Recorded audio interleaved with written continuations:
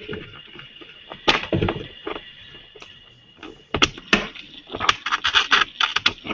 think we're live, Bob. You there? What are you doing? You caught me off guard there. I was trying to get my microphone going here. You caught me. You caught me, Carlos. For anyone joining us, I guess we're just getting started, just kind of smoothing out a few things here. If you're on and you're looking at the live broadcast on the Google page, you'll notice that at the bottom right corner there's a red tab on the bottom of your screen. If you can go ahead and just register your name and email, and we'll be able to get your comments in, and I'll be able to see you pop up in the chat app when that happens. So just go ahead and register your name, email, submit, and ask any questions you want anytime during this thing. This will probably go about 45, 60 minutes, I would assume, right, Bob? Because the planning on this and having this done like on the week of Christmas was probably not the brightest idea. Well, we're known for our good ideas. Anyway, here we are. So looking good. I mean, we had a good response from people taking the blueprint. I've had a couple of questions from people about the blueprint. Actually, not even about the blueprint, just about business in general. But you okay there, Bob? You ready to go, or you still? Yeah, I'm just kind of you. If you don't mind, just steering for a second here while I adjust my volume levels and stuff. That'd be very cool. Okay, cool. All right, I just see a couple of people just dropped in. Got Matt in there. I see you, Matt. How you doing, buddy? Have your questions ready. First of all, I hope you guys were able to work through the blueprint. I know that there's a lot to it, and some of you, I noticed that a few of you picked it up even just today. So I would probably assume that you haven't had a chance to work a lot through it. But those of you that have had it for the last week or even last year and are reworking through it, hopefully you've had you've been able to go through it quite a bit. And actually, I've gotten a few emails from people that went through it, and then a few months later, they had to go through it again because things like changed for them completely. So, so that's kind of it's an ongoing thing, right? It's an ongoing process, discovering where you want to be and things that you want to do. Things work out, and then some things don't work out. It's a matter of tweaking and being consistent and staying with stuff, right? Yeah, I agree. I think it's, what it really takes is some undivided time and a little bit of attention. I've got two people I'm going to be working through it with it this year. I started it, but I haven't gotten all the way through it. I really need to find a little bit of time to spend with it. And my schedule has been very busy trying to get everything in before Christmas. So it's been a busy week, and unfortunately, I just haven't had as much time as I would like to. But I do plan to work through this with one of my buddies who is been a major support in getting my career back on track and all that kind of stuff. And then I've got another person that I'm going to work with who actually just wanted me to kind of help her through it. So I'm going to work with both of them, and I think it's great to be able to get two different angles on this, because one of these guys is an old college buddy of mine, and he just pulls no punches, so it's going to be an adventure going through with him. And then the woman that I'm working with she'll be a little kinder, a little gentler, I hope, anyways, and get me to look at a different angle of my career. There's a couple of things that I want to get started this year. One of them involves getting out and doing some speaking. I think, Carlos, you and I talked about this a little bit earlier. And then the other one is really, the mainstay, which is, what do I want to do with my art career? So there's really a couple of different directions I'm headed in this year. I'm also going to be looking at the teaching thing. So yeah, it looks like a busy coming year. I was going through some of these questions before we started here. We had that little survey that we put out here, and I was just looking at a couple of things in here, and it looks like a lot of people have the same basic wants and needs here, and most of them, I'm just sort of going through these. We had quite a few responses here. But most of these really start to talk about how can I start freelancing? How can I get out there and do my own gig and start to make my own things happen here? So I think that would be a good thing for us to touch on tonight, Carlos. Aside from some of the questions that we're going to be getting. Okay. Yeah. One of the aside from that, there was another question that someone else had asked a question via email about starting to freelance. They have a full-time job right now, and they're actually asking about. Let me see if I can pull it out here up here. They were asking about what side gigs they can do, whether they be seasonal or like a side job or something that you can do before you start leaping into freelance completely. So that you can make some extra income to supplement your full-time job, and just kind of test the waters to see if how that goes. And it was I think it was Steve Carrillo. Let's see. Yeah, Steve Carrillo was asking about that. And the thing is that I don't think there's depending on the kind of work you do. I mean, if you do like caricatures or something, there's always like seasonal type of events that you can be hired to do caricature work on site or stuff like that. But depending on the kind of work you do, you really don't need. It's not a either or where you have to like leave your full-time job and then go freelance, full bore and take that big risk. That's a good point. You can develop that on the side. I mean, you can always pick up clients, and it doesn't have to be seasonal. It can be just putting yourself out there, doing everything that you'd be doing if you were a freelance illustrator, a full-time freelance illustrator, which is marketing, reaching out, finding your core audience. You're just doing it on a smaller scale because you don't have as much time. If most of your hours are being eaten up by a 9 to 5, obviously you only have a limited amount of hours to reach out to people and make contact. So, but it's the kind of thing that you could do as you can develop as you have your 9 to 5. It doesn't have to be an either or. So that's basically it. I mean, as far as like a side gig, because he says like his mom took like extra jobs at Target or Marvin's during Christmas to make extra income and stuff like that. Is there anything like that artists or illustrators can do? And like I said, caricature events, during the holidays at malls or whatever. If that's something that you do, outside of that, I don't know that there's anything seasonal. I don't think it's really something that you focus on seasonally. Like you said, the caricature thing, yeah. But what I'm thinking about is really, the basics for getting things set up are the same for somebody who's going to be doing it full time as they are for somebody who's going to be doing it part time. And the difference is that part time you're just going to have to kind of work around your schedule a little bit, which means probably making phone calls at lunch or getting in touch with clients via email, that kind of thing. I've done it before. It's a little dicey, trying to find the amount of time. I remember spending some very, very late nights and then having to get up early to go into work or whatever. But I think if it's something that you want bad enough, you'll find the time to be able to do it. And it's certainly doable. There are a lot of people out there who are doing that kind of thing.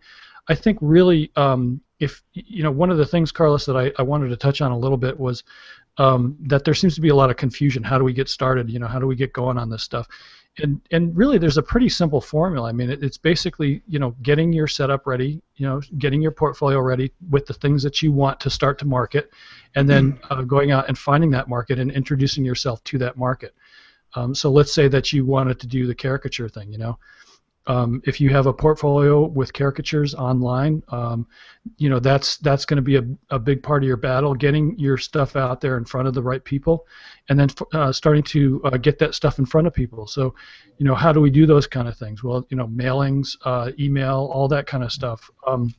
Occasionally you'll find job listings, but not as often with freelance, I think. I think it's more about you kind of getting out there in front of the right people and starting to talk to people and say, hey, here's something that I do. Would this be something that you'd be interested in working with? Here's my goods, check out my work. This is what I'm doing. Here are the rates. Here's how you get in touch with me. All that kind of stuff. So there's really a list. I think what ends up happening sometimes is there's so much to do that we sort of get confused, and we try to do it all at once, and then we end up kind of chasing our tail, So if I'm going to say, if your portfolio or if your body of work isn't ready yet, that's your first order of business. You're going to focus on that. The next order of business is getting that out in front of the right people. It's going to take a little bit of time. This stuff doesn't happen overnight. I think we talked about that before as well. Every time you see these huge success stories online, you're thinking like, wow, there's another shiny object. I should be doing that. I should be chasing that. But again, there's a good, 3 or 4, maybe sometimes 6, even a year worth of, 6 months to a year worth of back end building that goes behind that kind of stuff. So I think this blueprint is really a chance for you guys to get a strong foundation built and then move forward from there. That's kind of what we're after with this thing. Yeah. So basically, to answer the question, it's the same thing as a full-time illustrator. It's the same thing you're doing, but just on a smaller scale. You're doing it on a part-time basis, just to kind of make some small contacts and taking. So maybe instead of reaching out to 5 or 7 new clients a week, maybe you're reaching out to 1. If that's all you've got time to do, and you're doing it that way. So so persist and stay on it, and it's an ongoing thing. It can't be a seasonal thing. You can't expect to just pick up the phone during the season and start picking up work. Marketing has to be a year-long venture where you're actively seeking out clients and getting yourself out in front of them. So right, and also, and that being said, don't be discouraged thinking that this thing is months and months away. I mean, you got to start now. So we sit down, we have a concrete plan that just says, step 1, step 2, step 3. We follow it right through until we're ready to go. So, even though maybe you're not picking up work right now, you're busy building your portfolio, you're busy building new contacts, you're busy getting your material printed and ready to send out, all those kind of things. Okay. So, So also we have another question from Sol Rossi. I've spoken to her before. Hi, Sol. How are you? I think she's up in Italy. One of the questions she's got is whether to stay, if I understand your question correctly, is whether to stay traditional or digital. And honestly, I don't really think it matters. I think for the most part, nowadays, whether you work traditionally or digitally, the output somehow you have to get it to the client digitally is what's preferred. So I think she's in a quandary between having to work with a Wacom and then she really enjoys working with with pencils and watercolors and stuff like that. And I don't think there's an issue there as long as you can scan the artwork and present it to the client in a digital format. I think is really what they prefer nowadays, so that they don't have to do it. But I've heard people submit original art and they have it scanned or whatever. But and then one of second part of her question is she thanks us for giving her a lot of advice. Awesome, glad you like it. She's learned a lot. I know she's been following us for about a year and a half now. One of her questions is she's getting great advice, but she feels like she's in a vicious circle, constantly going around, and not being able to decide. It was probably part of what you were talking about, where things change and you go down one path and then you come around full circle and you feel like you have to make a change or something's not right or you're not following it, and you end up in this kind of circular, never-ending cycle of overwhelm and indecision. So that you decide you want to do one thing and then you come around full circle and you say, okay, well maybe this isn't it. It's something else, another shiny object. And she's having a problem deciding on her style and the kind of work that she really wants to do, which is really actually you were talking about setting up your portfolio, and this is an issue that a lot of us have, is that we fall into this. We can't set up the portfolio until we decide the market and the kind of work that we want to do and the kind of work that we want to put in there, and that's where she is right now. So I'm sorry to cut in here. I think I wanted to just address the digital thing, but I'm going to talk first about what you're saying, which is that sort of chasing your tail feeling. I think the key to success here is breaking these down into smaller bite-size pieces so that you're not looking at an overwhelming picture here. You know that I have this small piece that I need to complete here, which is putting together a body of work, or maybe I need to develop a mailer or something like that.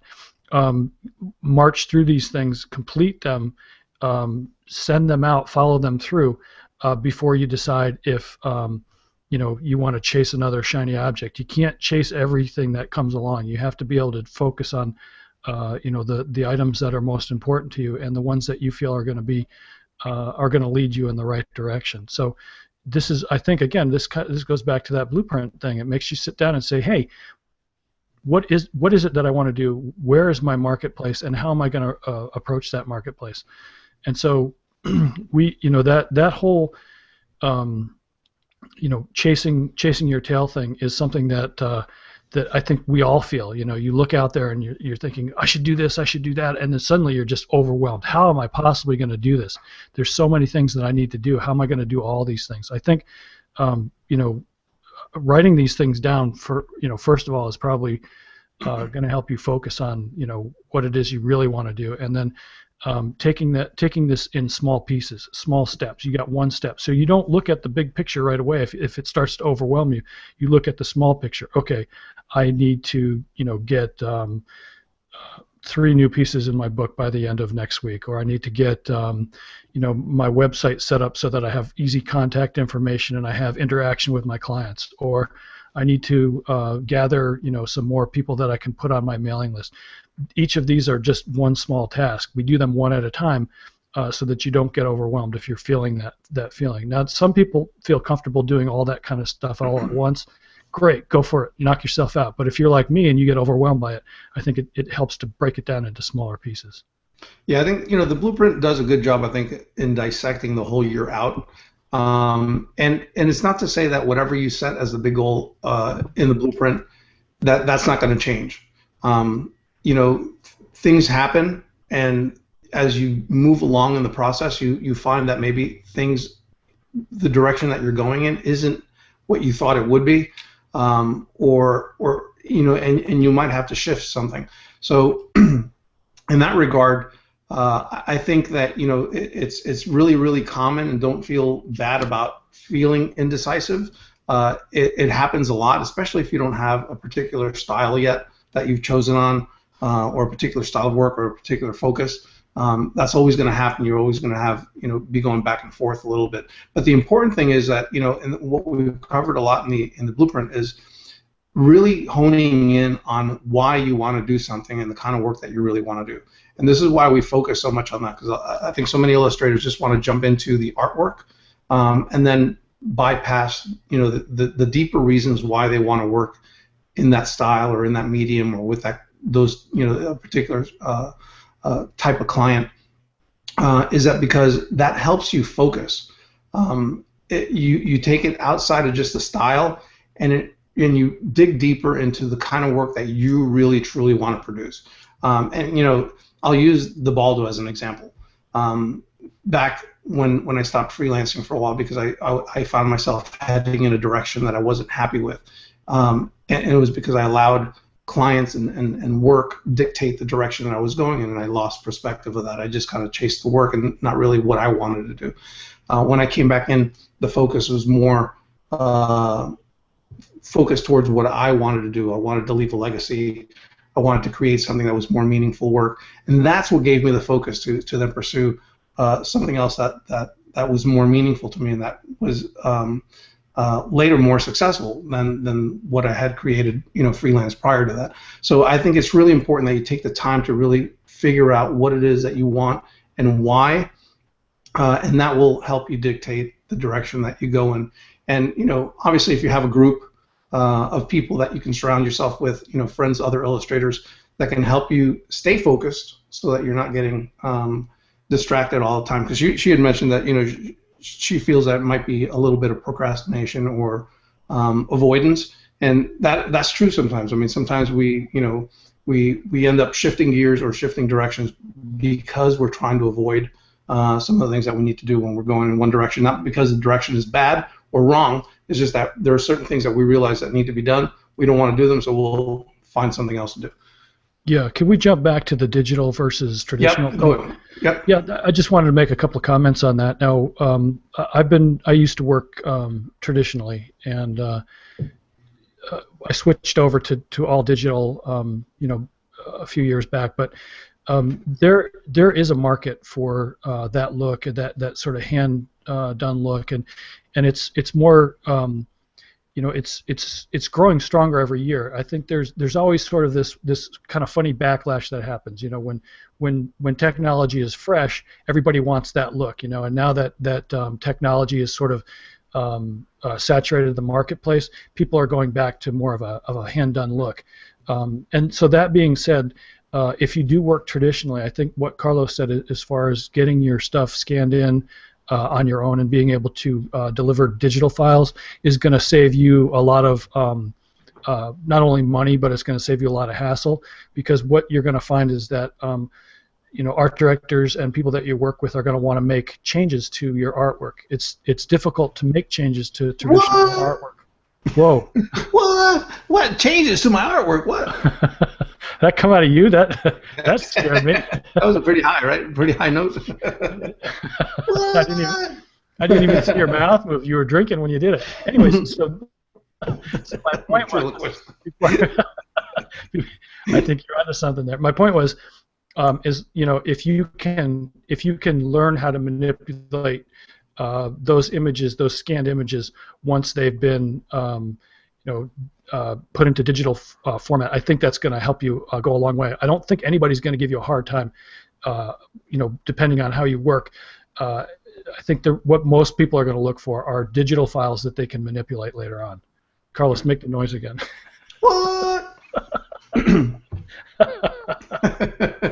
Saw this heavy medication and antibiotics that I'm on. I did a class a while back on how to manipulate traditional images with digital. I think I'm going to go ahead and edit that and repost it on Teach's Art site if anybody's interested. All right, let me see. Matt, sorry, I'm still fighting off a cold here. Matt chimed in. Let me see. I could use some help figuring out how to hone in on specific clients. Graphic design can seem so diverse. Okay, again, that's a matter of that. That's the same kind of question, right? That's focusing on what you want. It's not a matter of, where you start with your focus on your clients is what you want. This is your career, your job. You have to start with where you want. What kind of people do you want to work with? What kind of problems do you want to solve? What kind of industries do you want to work with? In graphic design, a lot of times it's industry specific. So a lot of graphic designers will cater to a specific industry, or maybe 2 or 3 specific industries, because then they get to know those industries really in depth, and then they become more valuable as far as a graphic designer, not just in terms of designing stuff, but also understanding the industry in itself, and the kind of problems they solve. So again, this is Matt. This is an area where you have to kind of dig deep, figure out what it is that you want. What kind of people do you want to work with? Yeah. Let me just step in here for a minute. I've worked with Matt. His work is it's really phenomenal. I think that some of the people who have been in the Bob Teaches Art Facebook group have probably also seen Matt's work. Matt does a lot of graphic work for T-shirts, team logos, that kind of thing, mascots, that kind of stuff.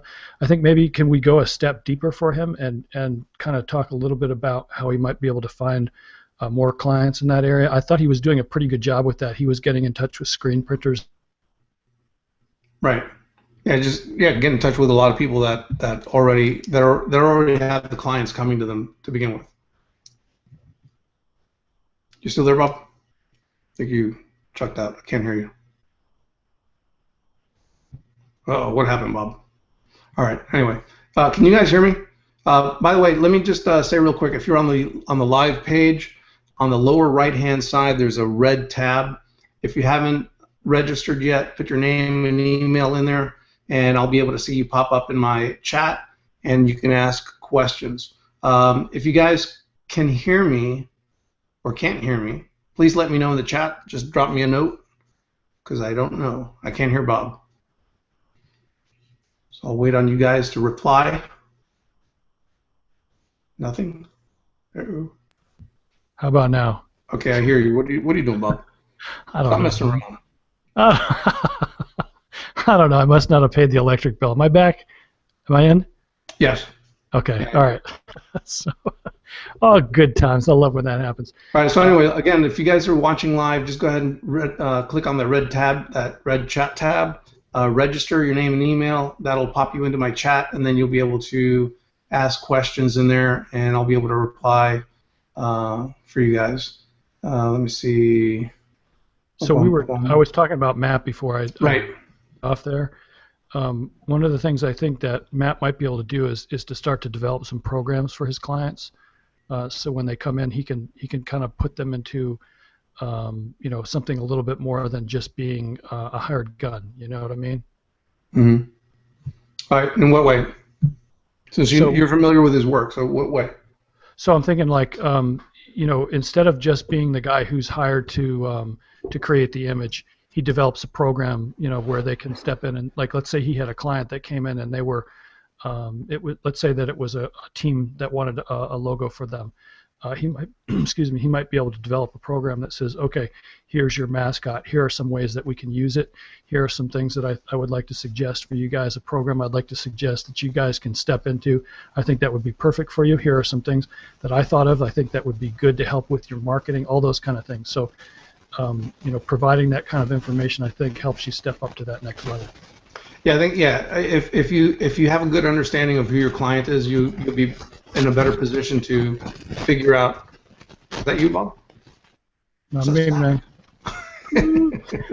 Just to make that noise that you made. If you understand your clients better, you're in a better position to understand what their needs are beyond just the initial project that they came with you on.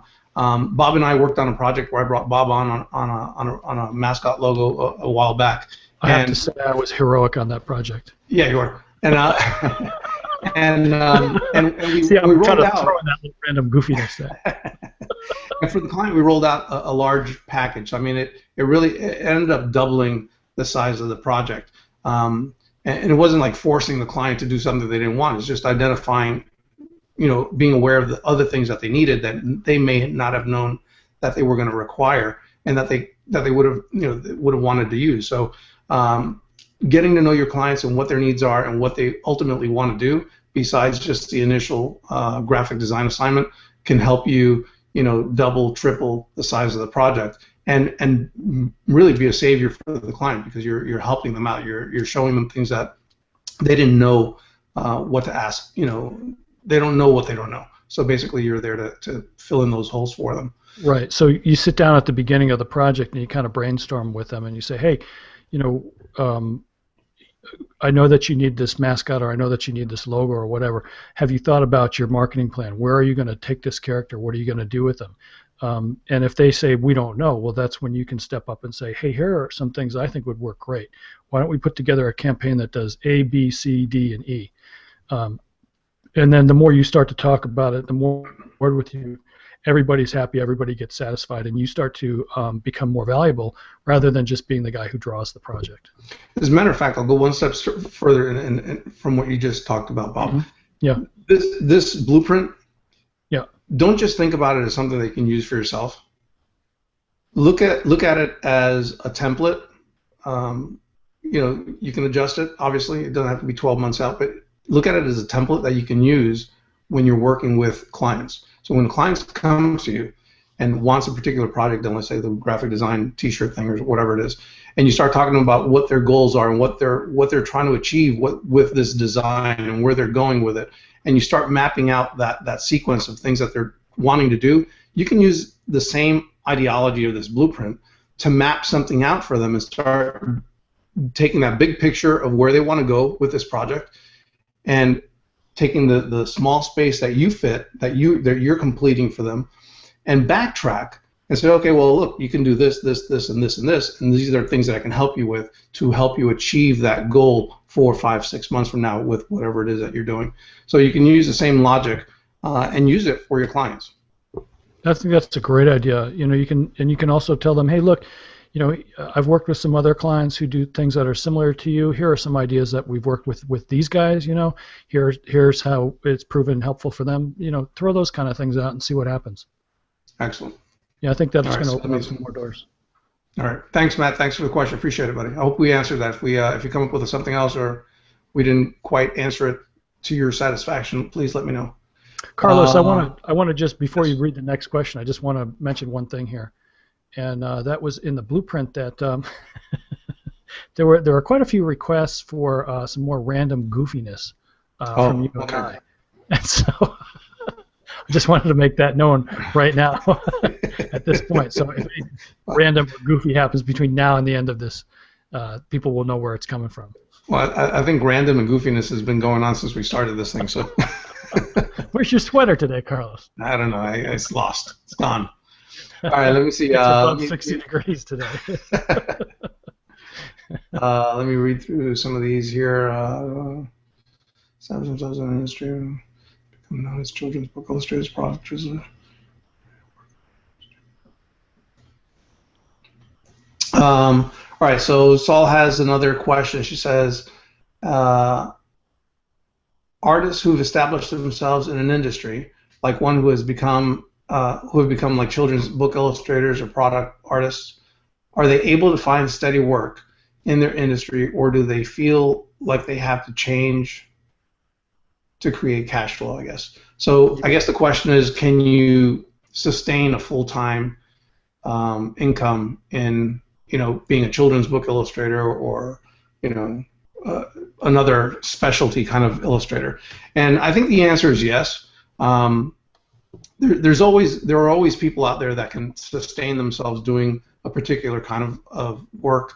I think for the most part, most artists kind of, gravitate towards maybe 2 or 3 different areas that they can pull work in from, so that when one is slow, the other one balances out.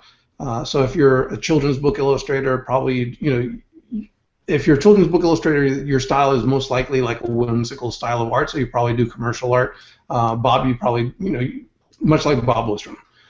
He does commercial art, he does mascots, he does children's books, but they all kind of have that same kind of whimsical approach to it. So I think you can have the same style and go across, 2 or 3, different markets with your style that are appropriate. Yeah, so I think you hit the nail right on the head. But also be aware of which market you're going to approach. Some markets are more lucrative than others. The children's book market has become very competitive in the last couple of years, and publishing has taken a little bit of a hit. So if you're thinking about going maybe into editorial illustration, I think you're going to have more of a challenge than if you go into some other fields. Be aware of what you're getting ready to go into. Take a look around.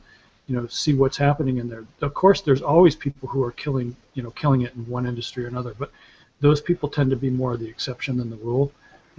I know for myself, I work in a lot of different areas, like you said, Carlos. I do logos, I do children's books, and I also do the teaching.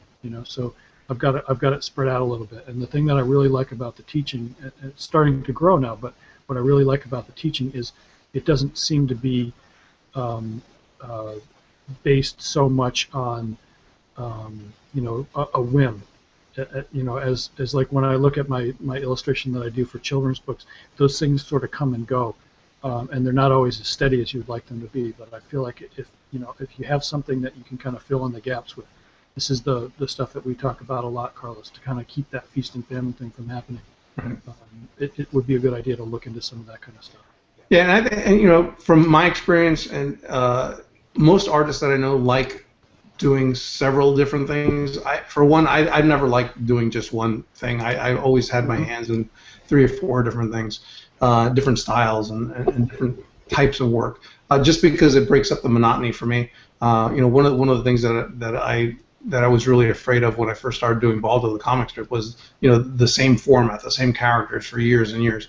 And I found that I had to do other things. I mean, could I just do Baldo? Yeah, but I would probably go insane if I just did that. I have to go do other things, and because you're creative and you want to be able to expand and grow in different areas. So I think that's probably par for the course for most people.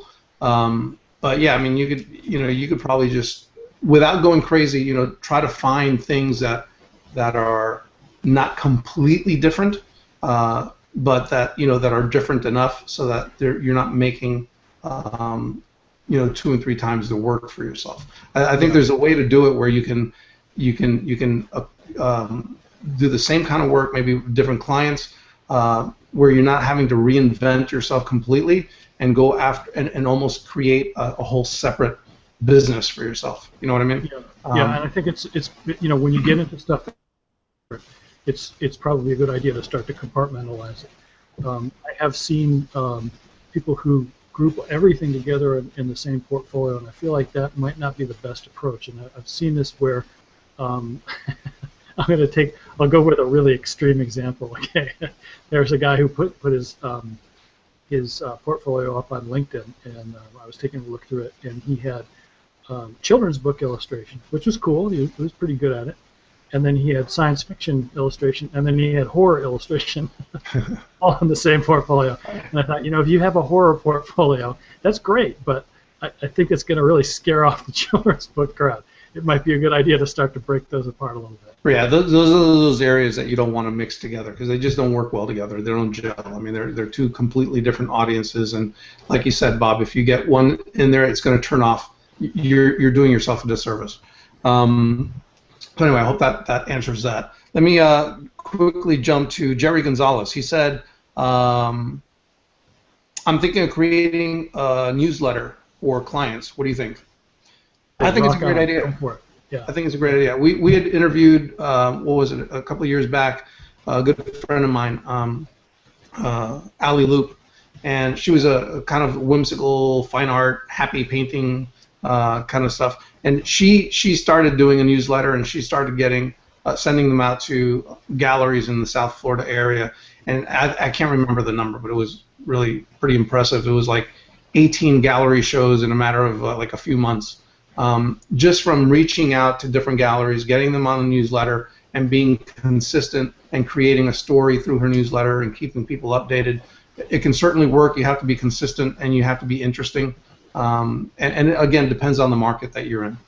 Yeah, and I would like to make a suggestion here too. Is make sure that when you put this newsletter out, that it's something that people are going to be, like you said, Carlos, interested in. Try not to make it just a check out what I'm doing kind of thing. You want something like that would, if it landed in your mailbox, would you want to read it, or does it just become clutter? So, find some way to make it interesting for people, and also, see if you can find ways to help people out, because that's the kind of stuff that they're going to want to open. If they find that the information inside is helpful to them, they're going to want to explore that. If it's always just check out my new stuff, pretty soon they're going to start to drop off a little bit. Yeah, I agree. I know with Alley Loop, she did a lot of stuff that was going on because it was the newsletter was going mostly towards a very tight regional area in South Florida.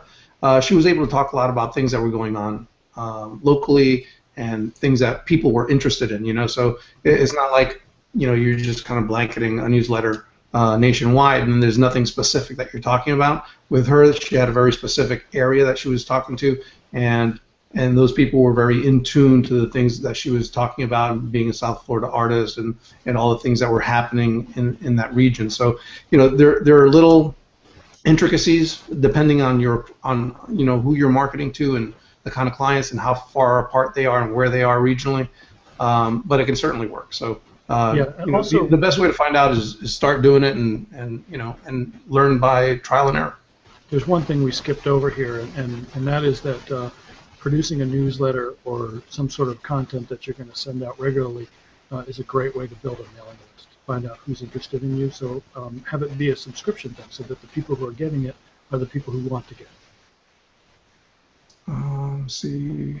Good point, Bob. Thanks, Carlos. Good job, Bob. I'm sorry. I was like trying to keep up with the emails here, man. Third guy in here. Let me see. So I'll continue on that, and you can read through the email. So the idea here is go to a service like Carlos. You use Aweber, right? Is that the name of the one you use? My autoresponder, is Aweber. Right, and I also There's a lot of them out there. Yeah, and I use Mailchimp, and so When you use a service like this, what you can do is you can set up a little form where people can opt in, give you their email address, and then you collect those email addresses each month. You send out to those people who have subscribed, and then that way, people who are interested in finding out about you or learning about you can download that information that you send to them because they want it. And then also you could have a thing on your website where you can um, email posted, in case people who didn't subscribe to it want to go ahead and grab that. You have the opt-in form where they sign up for the newsletter, and then you send them to the page that you put up that month. Right. There you Good go. job. Little newsletter 101 for you there. Excellent.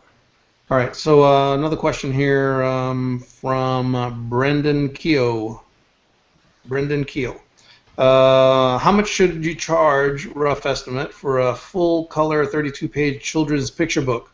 I heard about $10,000 and should take 2 to 3 months to illustrate. Okay. Yeah, sounds good. Next.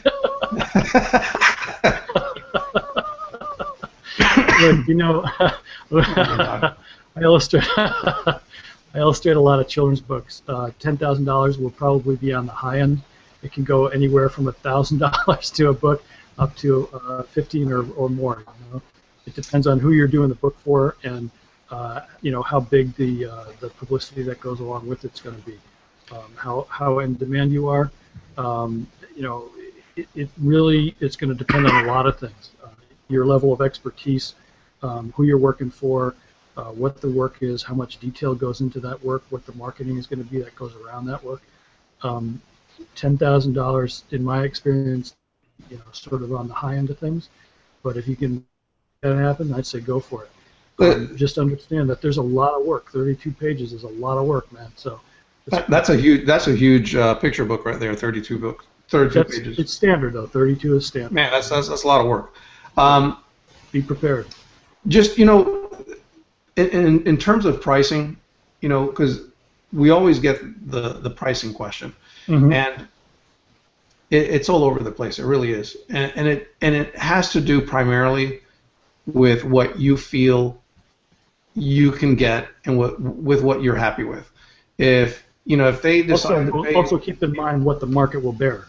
Right. Well, yeah. I mean, but the market will bear up to $10,000 up front or giving you $1,000. So I mean, it depends on where you're at, and in terms of being happy with the price, is that what I tell people is that you need to know what you need to make. Simple, and that's it. I mean, what you're willing to work for, and what the number is that you're not willing to drop under.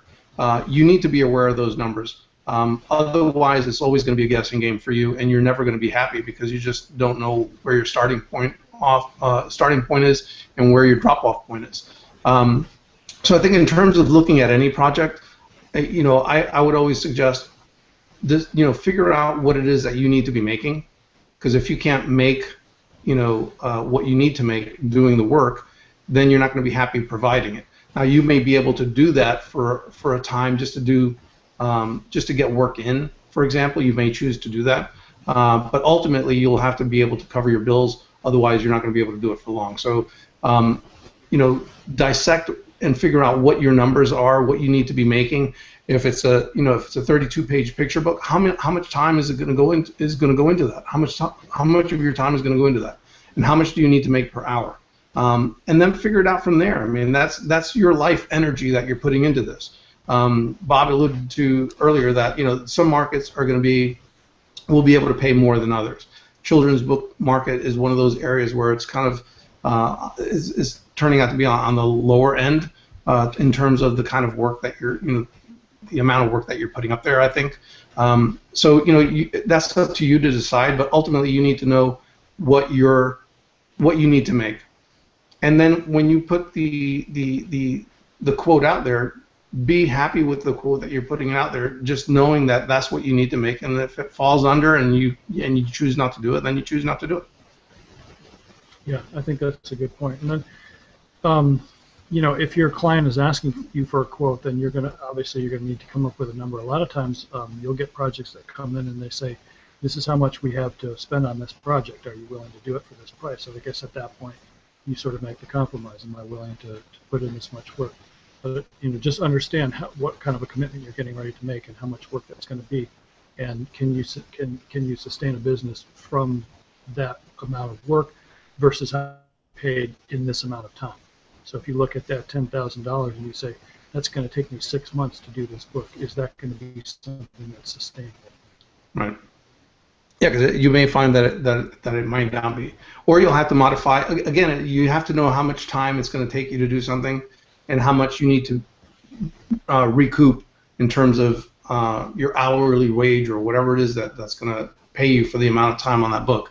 You need to be aware of that, because even if they come back and say, well, we have X budget to do this, can you do it for that much? You still have to have an understanding of how many hours are going to go into that, how much of your life energy is going to go into this project, and is it ultimately worth it for you to do that, if that's a road that you want to go down. Yeah, and there's a lot of other things that go into this, and we can get really deep on this.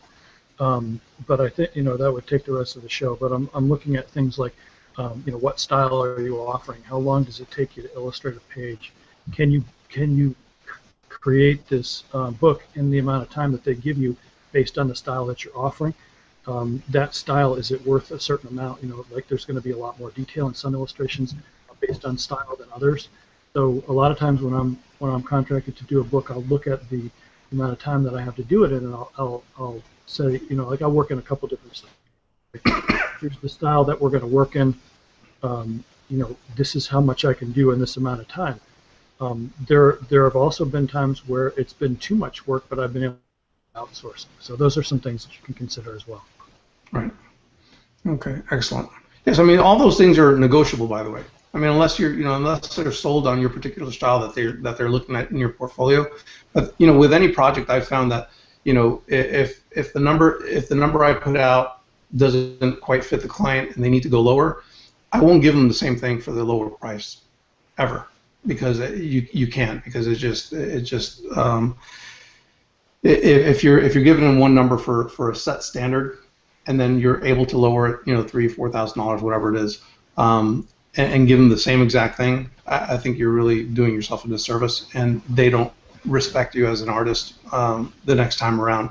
But I think that there's always a level of negotiation that you can go, well, I can, if you have this set budget and you can't meet my quote, maybe these are some things that we can do to kind of, so that I can help you reach your, work within your budget and still give you the quality work that you're looking from me.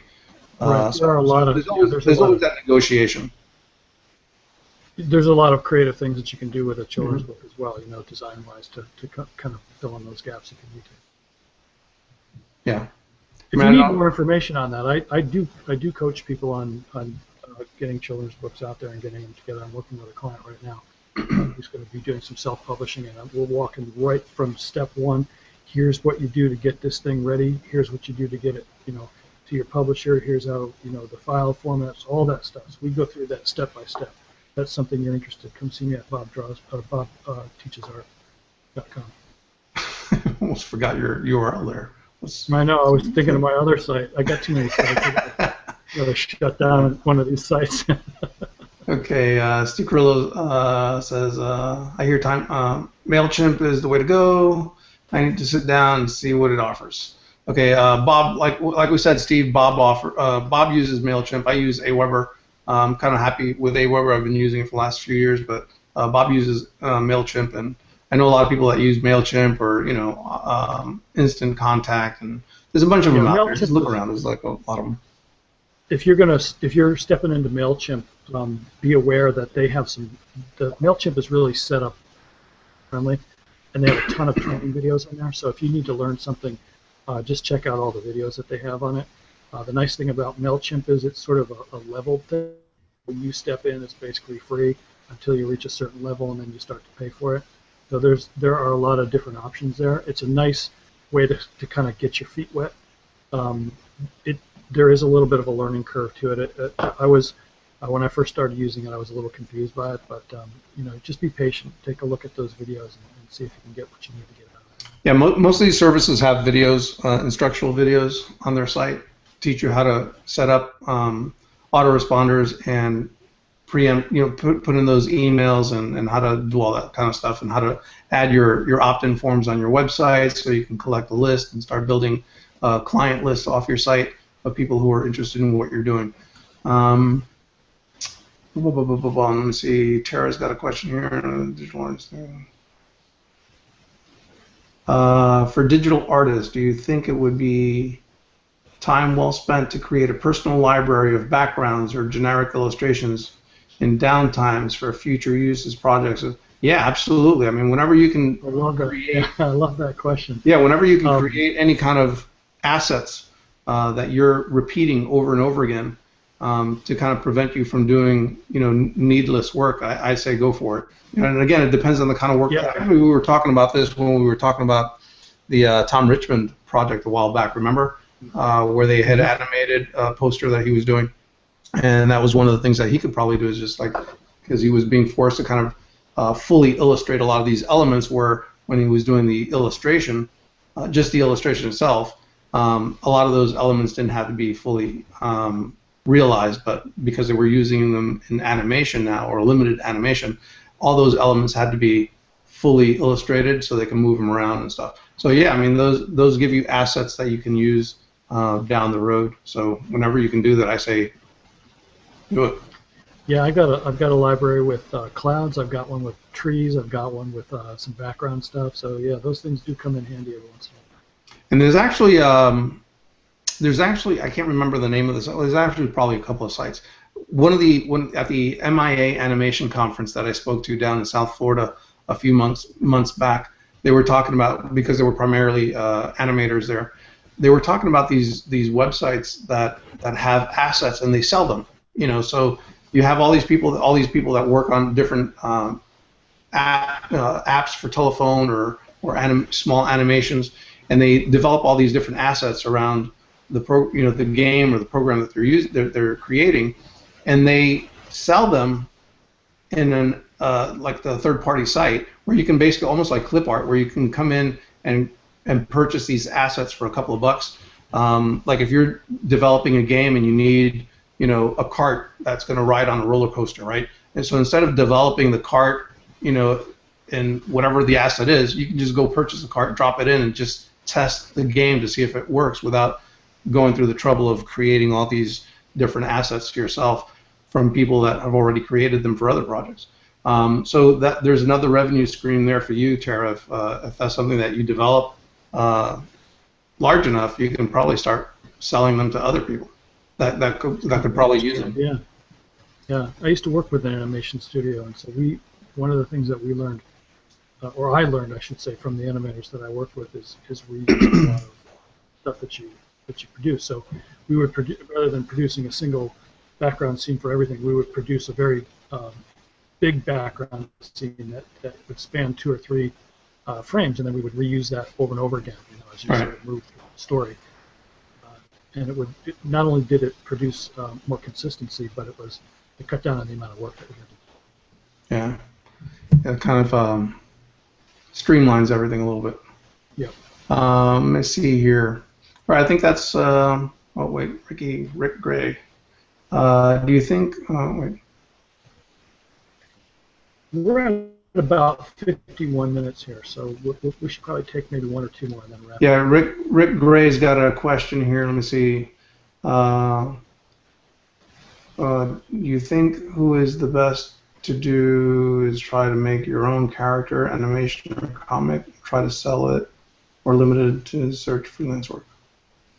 I'm not sure I understand you. You think who is the best to do is to try to make your own character, animation, or comic and try sell it, or only limited search for freelance work? I guess the question you may be asking, I'm not sure, you clarify it if you want with me, Rick, is whether to develop your own character or comic or to try freelancing. I say go both ways. It's the kind of thing, again, it's not an either or. Developing your own character, just from my developing Baldo, it's not a sure thing. It's a roll of the dice. It's a gamble. Whether it flies or doesn't fly.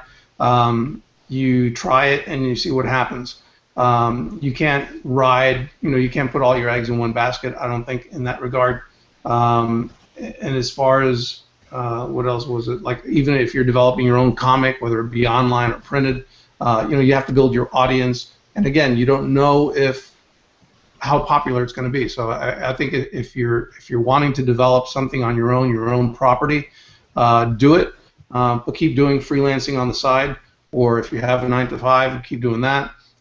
It's a matter of having a couple of irons in the fire and seeing what pans out. And the truth is that no matter how you approach or how disciplined your approach is as far as getting your stuff out there, some things are just there are just some intangible things that you just aren't going to be able to control, and you're not going to be able to put your finger on it. But what you can do, and as much as possible, is to approach your business, whether it be your own property or your freelance, to the best of your ability, get the information you need, put your best foot forward, and be consistent and persistent, and chances are it'll work out for you.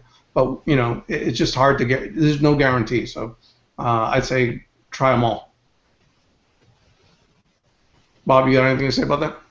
No, I think you're really the pro on that one, Carlos. You're the guy who's got the characters out there who are doing quite well with it.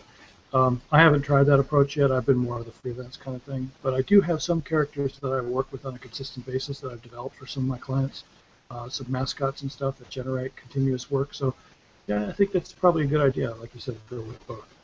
Yeah, and with characters and your own comic book, your own property, what you have is full control. But you have to get out there and really push it and find the best market for it, and depending on how to position it in the marketplace.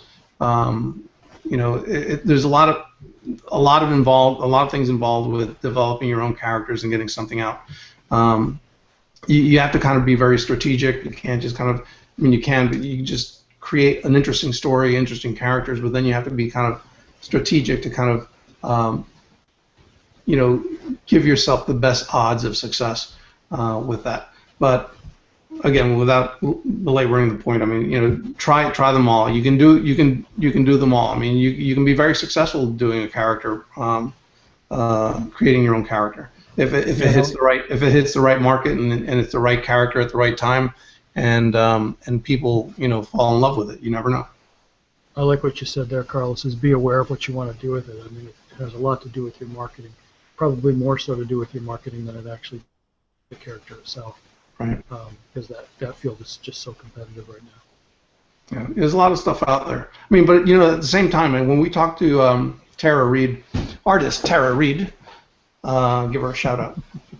When we talked to her not too long ago, one of the things that she had talked about was the shorter life cycle of like licensing designs and those kind of things, and I think a lot of that plays into character properties and that kind of thing.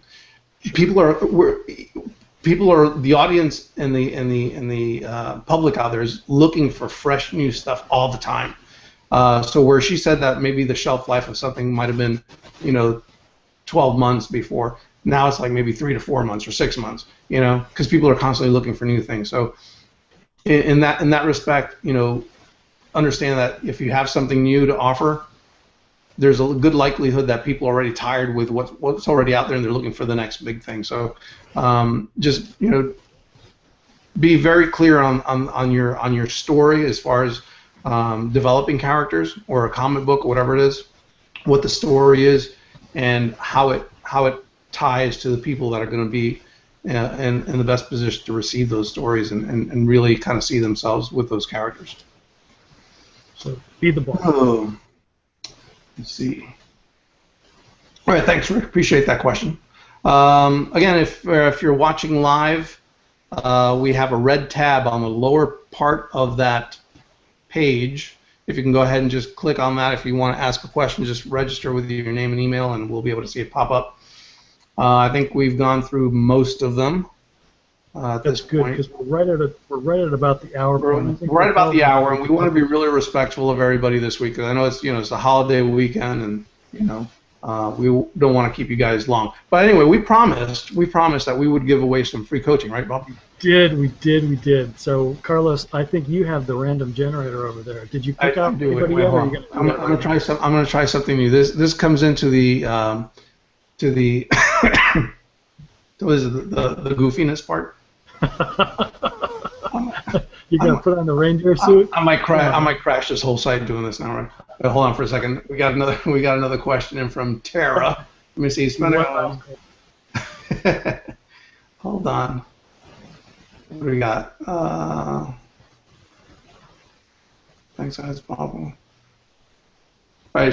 Tara asked Bob, "What is the biggest benefit to you and your business from following the blueprint or getting coaching?"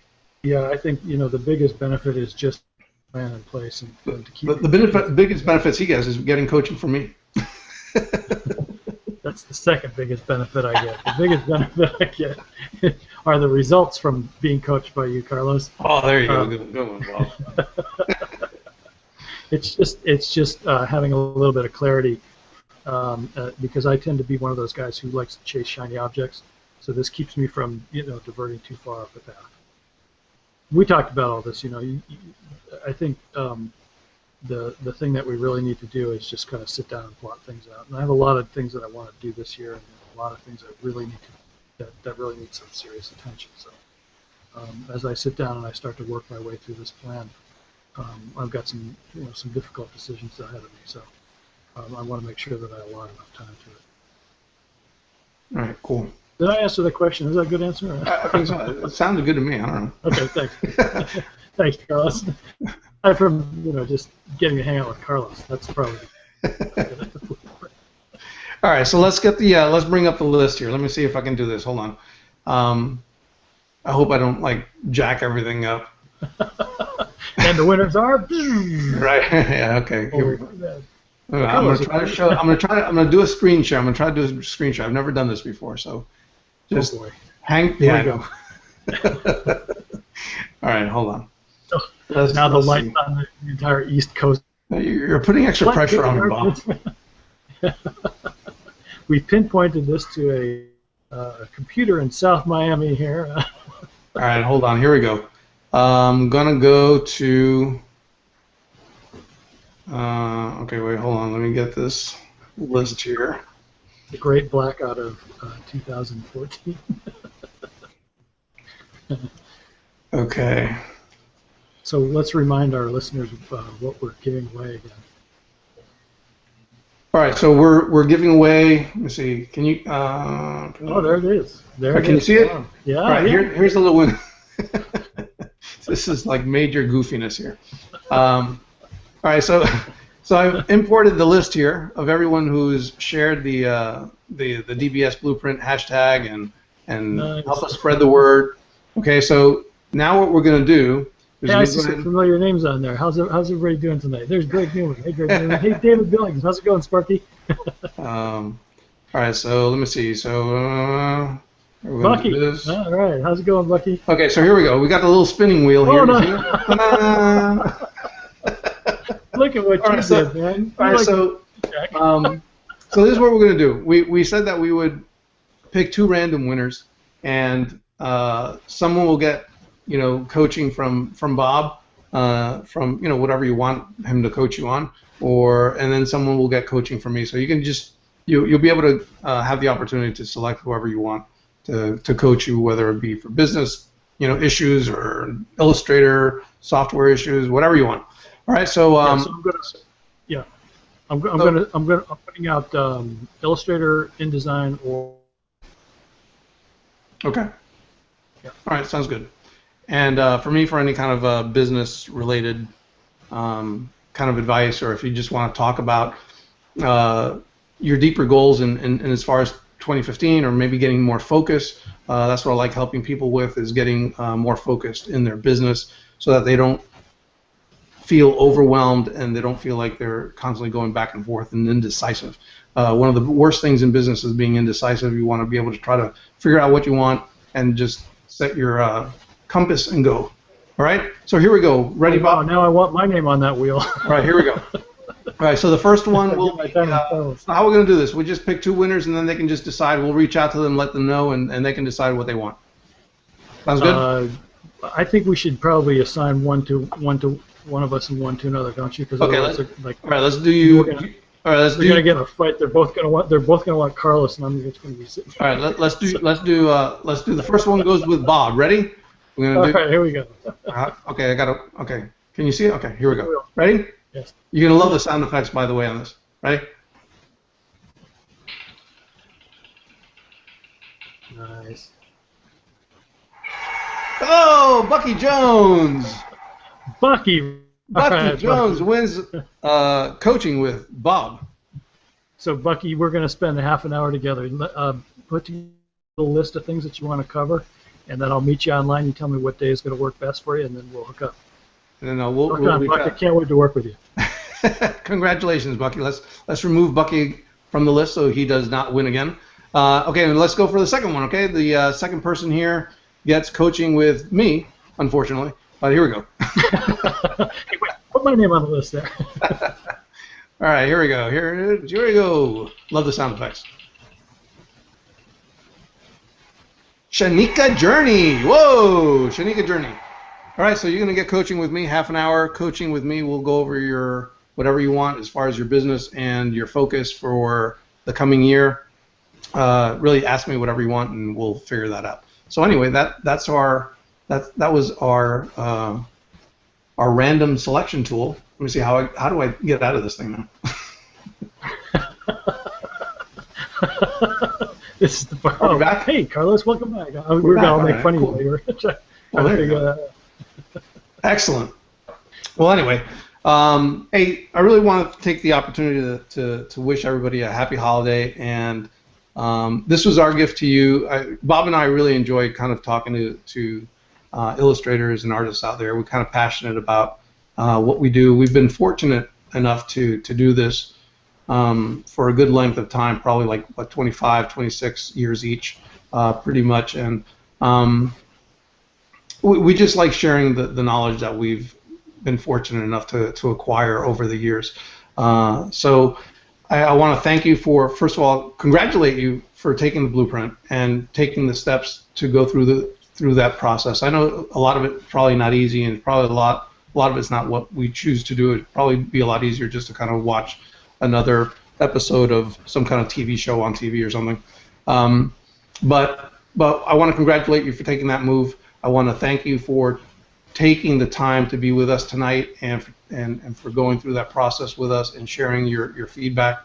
We really appreciate it and really wish you happy holidays. And we'll probably be off the Hangouts for a couple of weeks, and probably to the first Friday of the first week of January. Yeah, so we'll give you guys a little break. Yeah, we've got about 2 weeks, I think, because they both happen on Thursday, right? Christmas is on Thursday, and New Year's is, yeah. So we'll get a little bit. But yeah, thank you guys for coming and joining us tonight. Really appreciate it. Bucky, look forward to working with you. Yeah, so we'll see you guys after the new year. Excellent. Again, if you guys come up with any other questions that you may have working through your blueprint, again, some people jumped on the blueprint late and are still kind of working through it. If you come up with any questions at all, if you're confused about something, you can email me at carlos@drawnbysuccess.com. I'll shoot you a response out and address whatever questions you might have. Just really quick, one of the questions that we had in regards to the blueprint was, does it have to span out to 12 months? No. I mean, we're looking for the bigger goal for the year for you, whether it be an income goal or a project goal or whatever it is, and then kind of, step it back. But if it's a 6-month goal, if that's your major thing, then you adjust it. Okay. It's not one size fits all, but it's very flexible. Okay. All right. So that was it. All right. I want to thank everybody again for joining us. We'll see you guys in 2015. Oh. 2015. Wow. All right, guys. Have a great holiday. We'll see you guys. And again, send us an email. Let us know what you want to see in the new year, and if you have any questions. For everybody that joined us live, thanks a lot for joining us. Hey, Carlos. Hey, wait. Yes, sir. I'm not ready to sign off yet. Oh, you're not? Why? What else do you want to say, Bob? I hope everybody's still here. I wanted to talk just for one brief second that to let people know that we do have a coaching plan coming up in 2015. So just hang on to your hats, folks. We got some fun stuff coming. Yeah, there's a couple of people that have been emailing me about a coaching program, and what I'm going to do is I'm going to release a group coaching program in January, and I'll let you know more about that after the holidays. But it's definitely going to happen, and we'll probably get started in January for anybody who's interested. And this is primarily for people who have been down the gauntlet of all the things that you should do, and they're still kind of confused and need some additional support in terms of finding that new market or finding that direction and being able to dig deeper and figure out why it is that they want to, their real deep why about why they want to pursue a particular direction, and so that they can stay with it. And that's what that's what the coaching program is going to help you do. Be able to focus, prioritize, and go after that market or those series of jobs that you want to create. All right, rock on. Let's call it a night. All right, buddy. Good night, everybody. Have a great holiday. We'll see you in January. Thanks all for joining us. See you later, Bob.